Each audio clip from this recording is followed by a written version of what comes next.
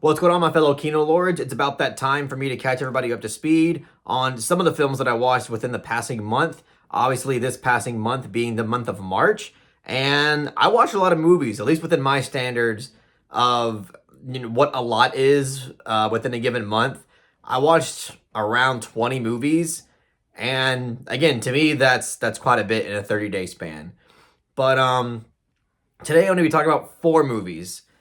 These are movies that I felt like I really needed to talk about, and I thought you guys would want to hear me talk about them, and also maybe shed some light on maybe a film or two that you haven't heard of.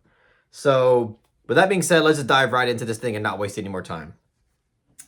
So, the first one I'm going to be talking about is a film called Takeout. Now, I'm sure a lot of the Criterion fans out there already know what this film is. It's a film it's co-written and co-directed by Sean Baker and I think it's Shin Ching Zhao or Sue, something like that.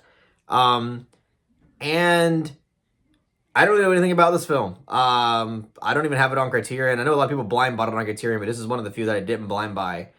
And I'm really glad I watched it. It's on the Criterion channel, by the way, so if you want to check it out, please do. I definitely recommend it. Um, it was a really great movie. It was a really great movie. I honestly didn't really expect it to be as good as it was, considering that this is essentially Sean Baker's first film.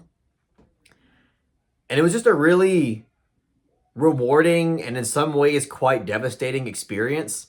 Um, because this is a film that is just, to me, felt like such an authentic, free form and raw depiction of the immigrant experience in America. Essentially, this is a film that is about the sheer dedication and the will of an immigrant to, put up with so much shit and work his ass off in order to, give a better life to his family that, still lives, in this case, in this film, in China. And it's just a film that honestly, at least for me, just really makes you hate the ignorance of the American public and just how rude and just again just really ignorant and our incapabilities of being able to put ourselves in other people's shoes and our incapabilities of being able to understand the perspective of another human being, especially when it's outside of our ethnicity. And I don't know, this is just a film that and again, and I think what makes it really well done is the fact that it does feel so raw and it does feel authentic. I think a lot of the emotions and the thematic material of this film works so well because of its stylistic aesthetic approach. And also just like in terms of its overall presentation, because I believe this takes place in New York. I watched it like at the beginning of the month. I can't remember, but it seems like it is in New York, and it's a really fast-paced environment. You come across so many different people, and apparently a lot of the customers that would come into this Chinese takeout restaurant, are non-actors. They're just people that agreed that they were going to be on camera, and they just interacted with, the workers of the restaurant in the way that they normally do. So there's a lot of it that, again, it really kind of gives you that very genuine feel to the whole experience. And there's so many like times in this movie where you really hate the customers for how, again, just how they treat the workers. Especially when you actually see the main character in this film go and actually deliver the takeout to people's apartments and into their houses. Um, it's just so like some people would say, oh, it's not realistic, but it is absolutely realistic. People are incredibly rude. They're horrible tippers, um, and overall just really unpleasant. And I could only guess that in a place like New York, it just only gets worse. Um, but Yeah, again, like I think what makes it work so well is the use of non-actors. Um the kind of like again raw flow to this movie and the raw aesthetic to it. And it all just feels so well crafted and makes its points very well, not only through the narrative and through the characters, but again through that raw aesthetic style. Feels like it was, filmed with, just some 2000s camcorder or something. And overall, it's just really effective. And I think the ending of this movie is fantastic. Um, again, at the beginning of this review, I mentioned that it is also kind of like a tragic movie. And not to say that it ends in tragedy, but there are moments in the third act where you just completely lose all hope or faith in humanity that you had left in you. Um, but then, certain things happen and perhaps some of that hope can be restored. Um, but it is a really effective and engaging movie. I personally really enjoyed it. Again, I like how real it all felt, and I thought they did an excellent job putting this film together. And I guess that's all I'll say about it as of now. I'll give Takeout a soft 8 out of 10. So let's move on to the next one. This next one is quite a doozy. Um, so this next film is a film called Pichot or Pichote, depending on however you want to pronounce it. Um, but it is a Brazilian film that I believe came out in the 80s. And before going into this film, a lot of people describe this film to me as like Brazil's Gummo. And, that already kind of like, I mean, I love Gummo, but it's not really a pleasant watch. So I was kind of like apprehensive going into. I mean, I was excited, but kind of like trying to brace myself for it.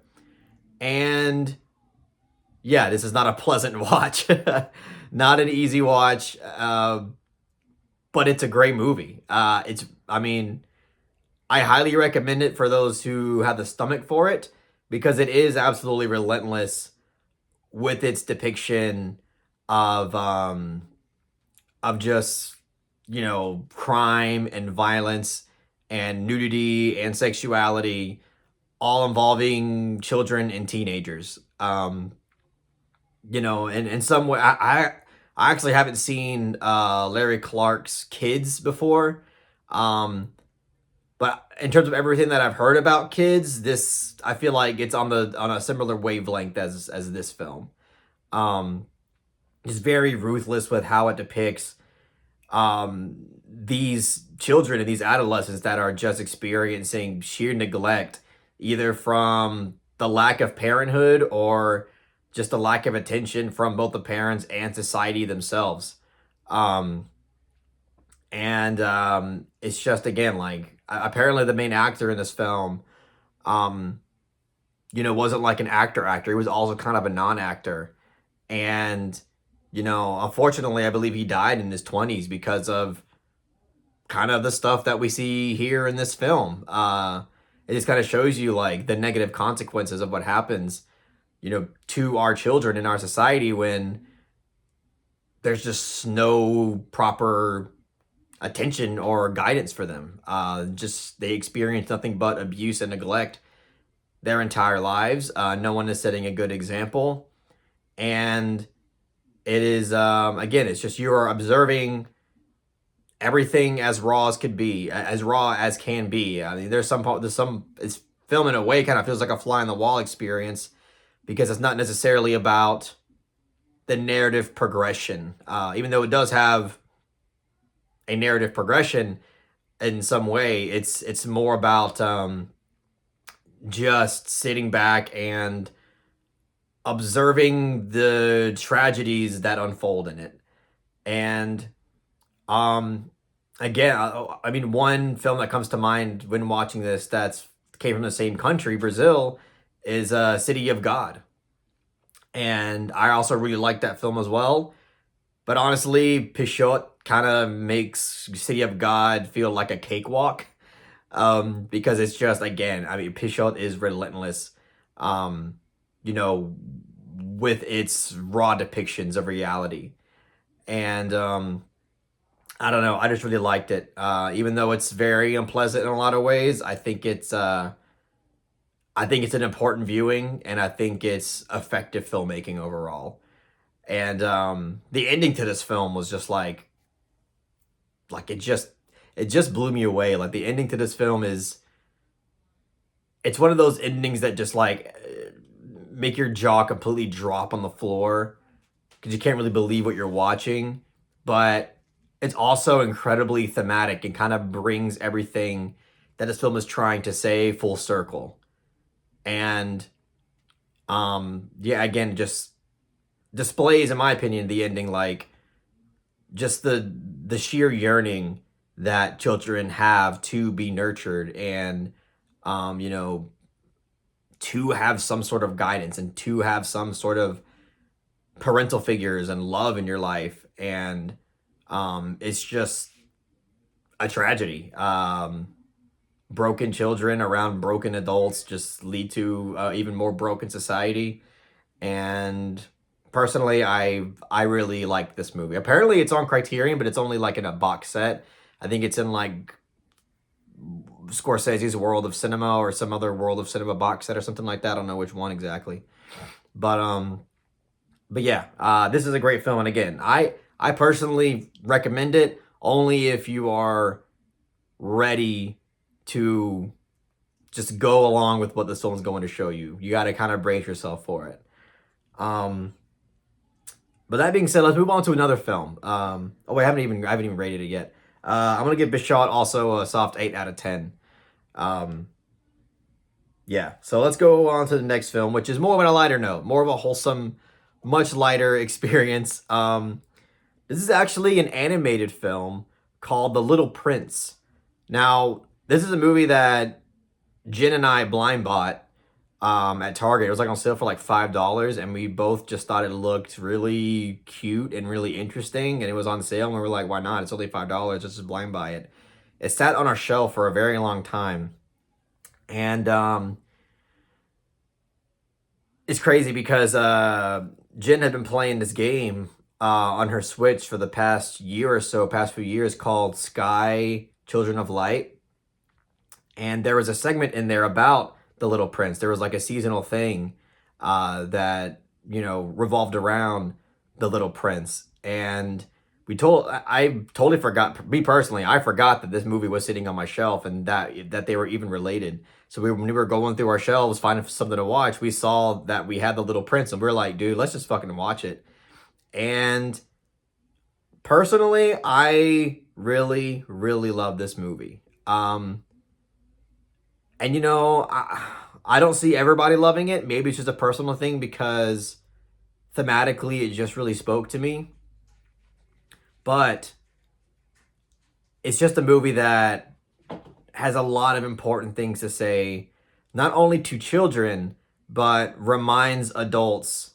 It reminds adults about very special things that they perhaps may have let go too early of in their life.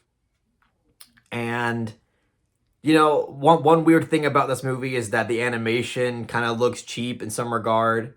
I can see a lot of people just not even giving this film a chance. You know, watching like the first minute or two and be like, "Oh, the animation's fucking ugly."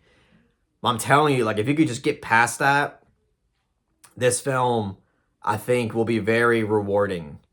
It's an incredibly symbolic and metaphorical and deeply thematic film. Like, there's so much about this film that is purely symbolic and has so much interpretive meaning. It's actually, excuse me, it's actually based on a French novella that came out like in the 40s. And it just has so much to say about so many different things.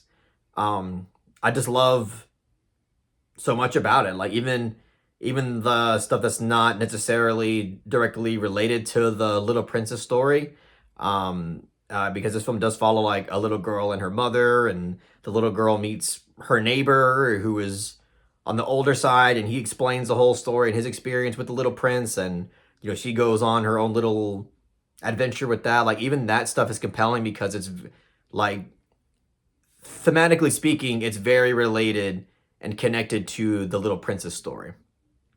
So even in that regard, it's effective. But I love just like the symbolism and the beauty and also the tragedy of Little Prince's character.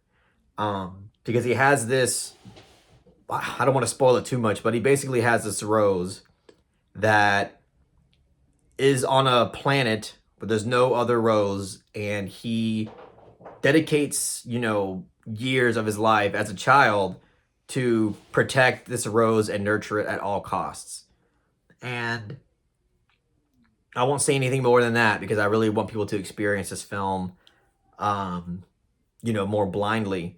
But essentially, with that kind of symbolic foundation, it just has so much to say about, again, not forgetting who you are and always reminding yourself, and at least trying to remind everybody in the audience to make what's most important to you as your main priority. Don't take what is most special and most important to you and put it on the shelf and prioritize other things out of sheer practicality. Because when you put something that's so important to you as your most important thing on the shelf, human beings have a tendency to just let it sit there on the shelf and collect dust, never to be returned to ever again. Because we just get comfortable with just everything else that's going on, and we forget what actually meant something to us on a deeper level.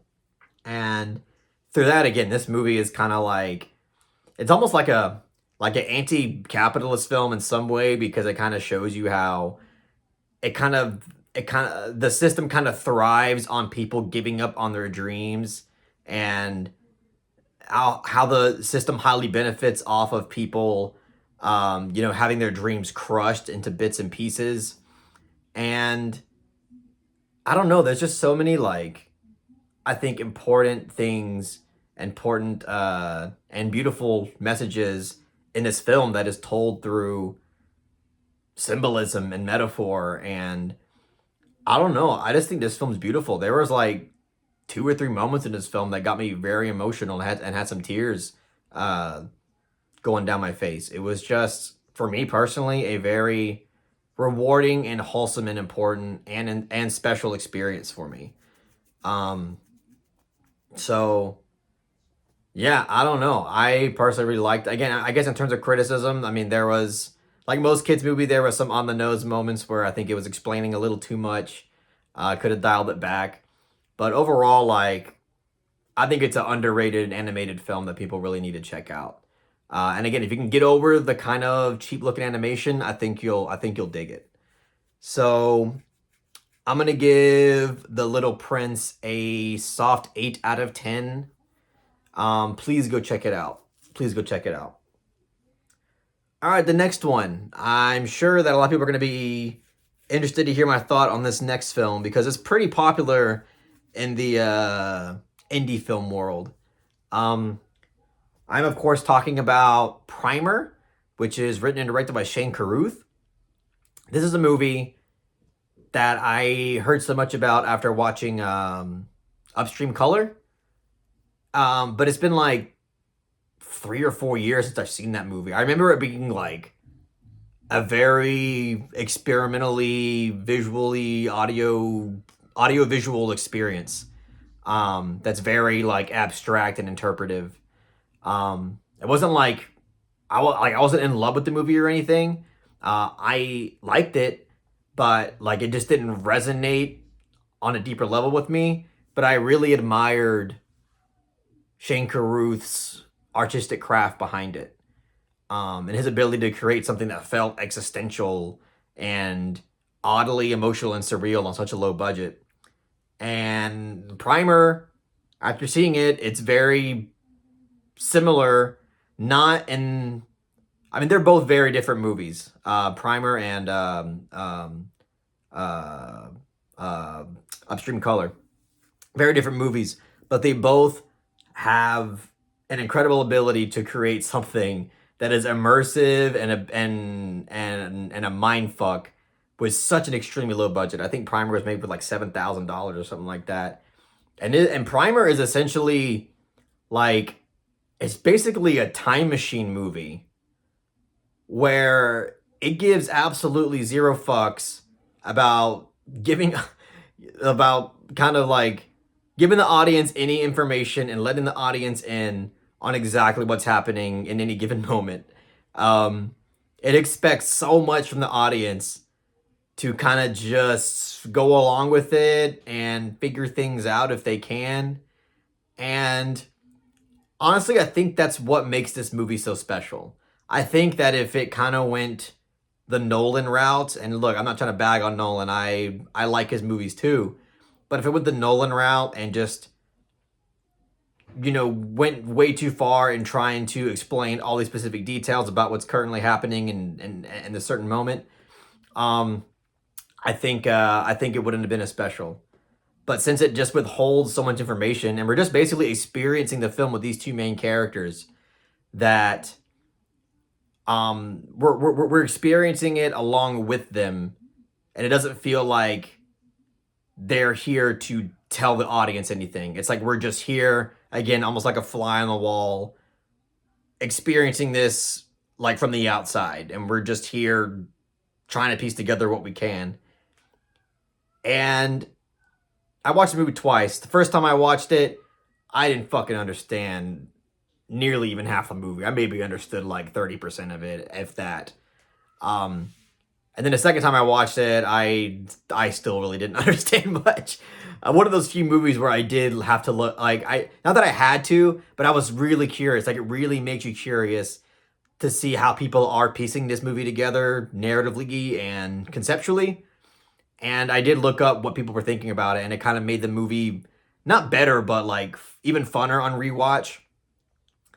Um, but you don't need, like, for me personally, this might be different from person to person, but I didn't feel like I needed to understand what was happening in the movie to enjoy it.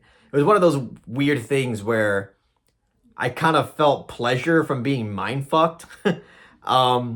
Like, I didn't feel frustrated. Like, it wasn't one of those things where like, oh, I gotta understand this to enjoy it. I don't know what's happening, therefore I cannot immerse myself. I still felt very immersed, even if I was completely dumbfounded. It's a weird feeling that I don't get with much movies. Um, but yeah, this is just a fucking out there, impressive, super low budget indie movie that's able to make something, like, again, immersive and highly conceptual and just an overall cerebral mindfuck with such a low budget, and it's just super impressive. Um, I can see myself watching this movie like again and again and again, just because it's kind of a fun movie. Um, and yeah, like, I don't know. I don't know if I have much more to say to that than that, but I mean, Shane Carruth is also in this movie. He stars in it just like he did in Upstream Color. And he is great. Pretty much everybody in this film is good acting overall. Um, and yeah, I mean, check it out if you haven't already. I'm sure a lot of y'all have probably checked it out.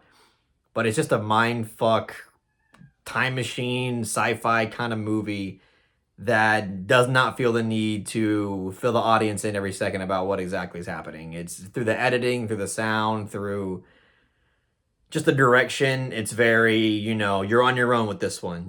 Just you're on the roller coaster ride, and it is what it is. But I'm also gonna give Primer a soft 8 out of 10. I think I gave all these movies a soft 8. but yeah, that's all I gotta say, guys. I think I talked a little bit too long. I do apologize about that. But those are the movies that I really wanted to talk about that I watched in the month of March. I'm definitely going to make it my mission to keep doing this for every single month of the year. I think I'm doing pretty good so far. So don't forget to check out my reviews for Monkey Man and The First Omen. I put those out yesterday, so please check those reviews out and let me know what you think. But that's about it. If you really enjoyed this video, please give it a thumbs up and share it amongst your friends. And don't forget to subscribe to the channel to be updated on more film-related content.